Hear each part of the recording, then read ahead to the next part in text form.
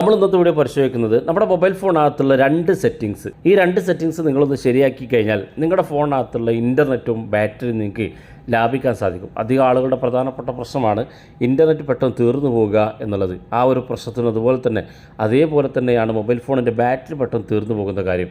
ഈ രണ്ട് കാര്യം മൊബൈൽ ഫോൺ ഉപയോഗിക്കുന്നവർക്ക് ഏറ്റവും തലവേദനയുള്ള രണ്ട് പ്രശ്നങ്ങളാണ്. അപ്പോൾ അതിനുള്ളൊരു പരിഹാരമാണ് നമ്മൾ ഇന്നത്തെ വീഡിയോ. രണ്ട് സെറ്റിങ്സ് നിങ്ങളൊന്ന് മാറ്റം വരുത്തിയാൽ മതി. ഇത് മനസ്സിലാക്കാൻ സാധിക്കും നിങ്ങളുടെ ഡാറ്റയും നിങ്ങളുടെ ബാറ്ററിയും എത്രത്തോളം സേവ് ചെയ്യാൻ സാധിക്കുമെന്ന്. വീഡിയോ മുഴുവനായിട്ട് കാണാം. നിങ്ങളുടെ സുഹൃത്തുക്കൾ കൂടി വീഡിയോ ഷെയർ ചെയ്ത് കൊടുക്കുക. അപ്പോൾ അതിനുവേണ്ടി മൊബൈൽ ഫോണിൻ്റെ സെറ്റിങ്സ് ഓപ്പൺ ചെയ്യുകയാണ്. സെറ്റിങ്സ് ഓപ്പൺ ചെയ്ത് നിങ്ങൾ താഴെ ഭാഗത്തേക്ക് വരിക. ഇവിടെ നിങ്ങൾക്ക് ഗൂഗിൾ എന്നൊരു ഓപ്ഷൻ ഇവിടെ കാണാൻ സാധിക്കും. ഈ ഗൂഗിൾ എന്ന് കാണുന്ന ഭാഗത്ത് ക്ലിക്ക് ചെയ്ത് കൊടുക്കുക. ക്ലിക്ക് ചെയ്യുമ്പോൾ ഇവിടെ നിങ്ങൾ നമ്മുടെ ഇമെയിൽ ID മുകളിൽ കാണും.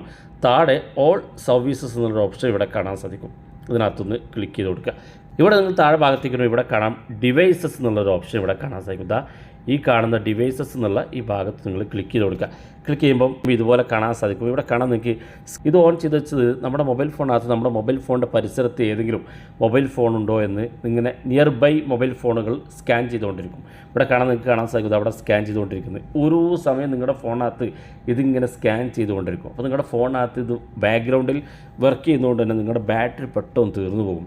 ഇത് വളരെ ഇമ്പോർട്ടൻ്റ് ആയിട്ട് നിങ്ങളൊക്കെ ശ്രദ്ധിക്കേണ്ട കാര്യമാണ്. നിങ്ങളുടെ ഫോണിനകത്ത് ഇത് ഓൺ ചെയ്തിട്ടുണ്ടാകും.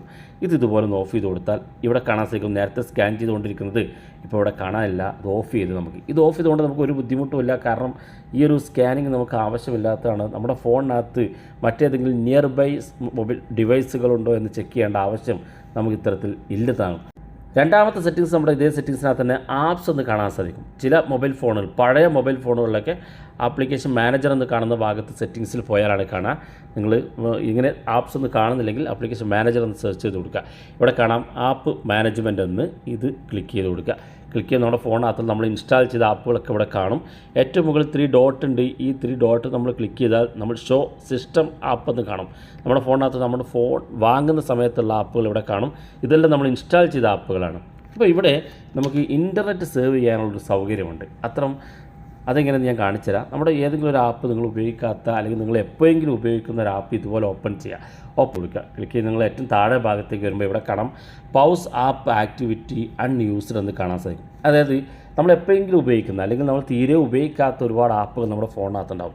എപ്പോഴെങ്കിലും വർഷത്തിലൊരിക്കലോ മാസത്തിലൊരിക്കലോ ഒക്കെ നമുക്ക് ഉപയോഗമുള്ള ആപ്പായിരിക്കും.